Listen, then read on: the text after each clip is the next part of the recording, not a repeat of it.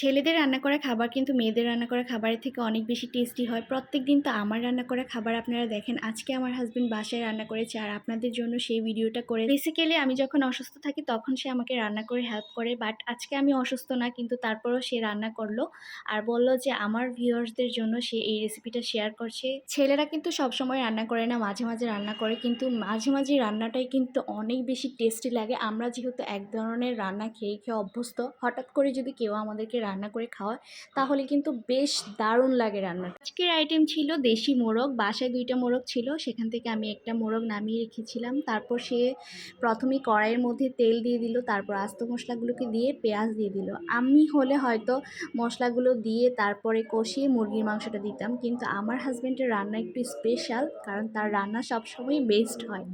প্রথমে সে পেঁয়াজগুলোকে হালকা ভেজে তারপর মুরগির মাংসগুলোকেও হালকা ভেজে নিল, একটু লবণ দিয়েও ভাজলো, তারপর দিয়ে দিল হলুদের গুঁড়ো, মরিচের গুঁড়ো, এগুলো দিয়ে ভালোভাবে সে মিক্সিং করে ভেজে নিল। তারপর আমার হাজব্যান্ড এখানে দিয়ে দিল একটা স্পেশাল মশলা, যেটাকে আমরা মেজবানি মশলা নামে চিনে থাকি। বিশেষত এই মেজবানি মশলাটাকে গরুর মাংস রান্নাতে ইউজ করা হয়, কিন্তু আমরা যেহেতু বাসায় মশলাটাকে কিনে আনি তখন মুরগির মাংস রান্নায় ইউজ করি, তখন কিন্তু রান্নার টেস্টটা দ্বিগুণ বেড়ে যায়। এই মশলাটা ব্যবহার করলে কিন্তু কোনো জিরার গুঁড়ো লাগে না। এটা আমরা যে দোকান থেকে মশলাটা কিনি তারাই বলে দেয় এই মশলা ব্যবহার করলে কোনো জিরার গুঁড়ো দিবেন না আপনারা। অন্যান্য জেলায় এই মশলাটাকে পাওয়া যায় কিনা আমি জানি না।